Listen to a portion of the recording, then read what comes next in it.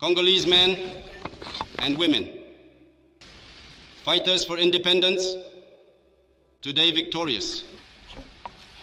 I greet you on behalf of the Congolese government. All of you, my friends, who have fought tirelessly by our side, I ask you to make this July 30th, 1960, a glorious date that you will keep indelibly engraved in your hearts, a date whose significance you will proudly teach to your children, so that they, in turn, will make known to their sons and grandsons the glorious history of our struggle for freedom. For this independence of the Congo, although it is proclaimed today in anticipation with Belgium, a friendly country with which we negotiate as equals, no Congolese, regardless of their name, will ever forget that it was through struggle that it was achieved.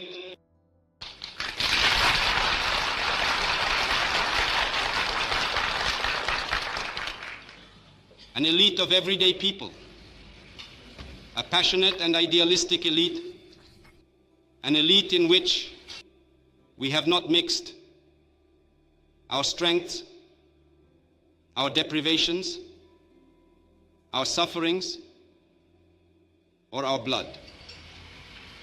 This elite that flees from tears of fire and blood. We are proud to the depths of our being, as it was a noble and just struggle, an essential fight to put an end to the humiliating slavery that was imposed on us by force, which determined our fate at the age of 20 under the colonialist regime. Our wounds are still too fresh and too painful for us to chase them from our memory. When we experienced the exhausting work 2001 demanded in exchange for wages that did not allow us to eat our fill, to dress or house ourselves decently, or to raise our children as beloved beings, we encountered the ironies, the insults, the blows that we had to endure in the morning, at noon, and in the evening, because we were blacks. Who will forget that to a black person? One said. No, certainly, as to a friend, but because the honorable vaults were reserved for the white sky. We have come to know that our sun was polishing in the name of supposedly legal texts that only recognize the rights of the strongest. We have known that the law was never the same, depending on whether it concerned a white or a black, accommodating for some, cruel and inhumane for others. We have experienced atrocious suffering, relegated for political opinions or religious beliefs, exiled in their own homeland. Their fate was truly worse than death itself. We learned that there were magnificent houses for the whites in the cities, 2001, and cruel glitter, black colors. Neither in the restaurants nor in the stores of Europeans, that we even traveled the barge hull at the foot of the white in his luxury cabin. Who will finally forget the physia or the suffering of our brothers? The Kashians were brutally thrown away. Those who no longer wanted to submit to the regime of injustice, oppression, and exploitation.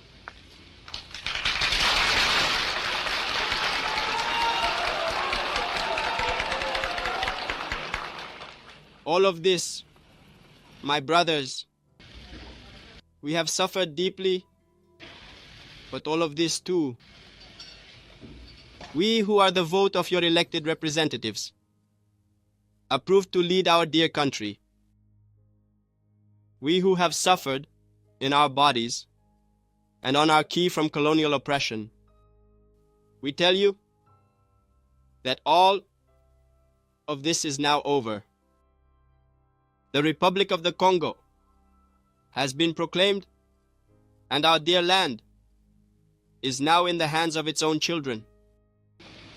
Together, my brothers, my sisters, we are going to start a new struggle. A sublime struggle. It will lead our country to peace, prosperity, and greatness.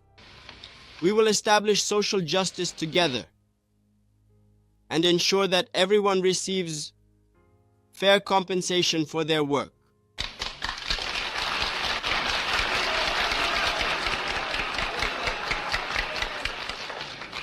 We will show the world what the black man can do when he works in freedom, and we will make the Congo the sacred center of radiance for all of Africa.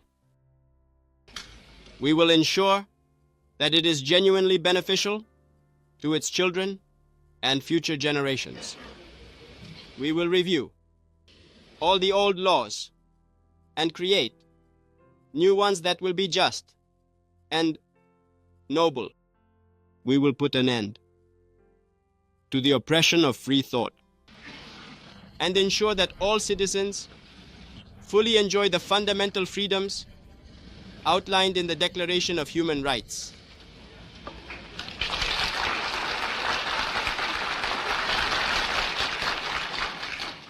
We will effectively eliminate any discrimination, whatever it may be, and give everyone their rightful place, which will earn them their human dignity, their work, and their dedication to the country.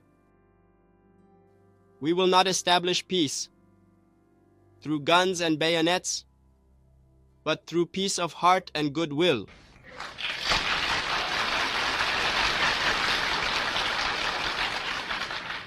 And for all of this, dear compatriots, be assured that we can count not only on our enormous strengths, but also on our immense wealth. But on the assistance of many foreign countries, we will accept collaboration whenever it is loyal. He will absolutely not seek to impose any policy on us in this area whatsoever. Definitely not in any way. Belgium, which actually understands the meaning of history, has not tried to oppose our independence, is ready to grant us its help and friendship, and a treaty has just been signed in this regard between our two equal and independent countries. This cooperation, I am sure, will be beneficial for countries on our side. While remaining vigilant, we will know how to honor the commitments freely made. Thus, both internally and externally, the new Congo, our dear republic, that my government will create, will be a rich, free, and prosperous country. But for us to arrive on time, quickly enough, I ask all of you, legislators and Congolese citizens, to help me with all your strength. I ask you all to forget the tribal lighting that exhausts us and risks making us despised abroad. I ask the parliamentary minority to assist my government through constructive opposition and to remain strictly within legal and democratic avenues. I ask all of you not to shy away from any sacrifice to ensure the success of our grand endeavor. I finally ask you to unconditionally respect the lives and property of your fellow citizens and the foreigners established in our country. If the behavior of these foreigners is unsatisfactory, our justice will be suitable for their expulsion from the territory of the Republic. If, on the other hand, their conduct is good, we must leave them in peace, for they too are working towards the prosperity of our country. The independence of the Congo marks a decisive step towards the liberation of all African continents.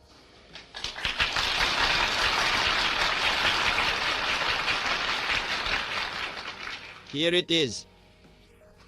Your Excellencies, gentlemen, dear compatriots, my brothers from Aras, my elite brothers, what I wanted to tell you on behalf of the government during these magnificent days of our complete and sovereign independence is that our strong, national, and popular government will be the salvation of this country. I invite all Congolese citizens, men, women, and children to resolutely get to work with the desire to create a prosperous national economy that will secure our economic independence. Tribute 1,000 to the fighters of national freedom. Long live independence and African unity. Long live the independent and sovereign Congo.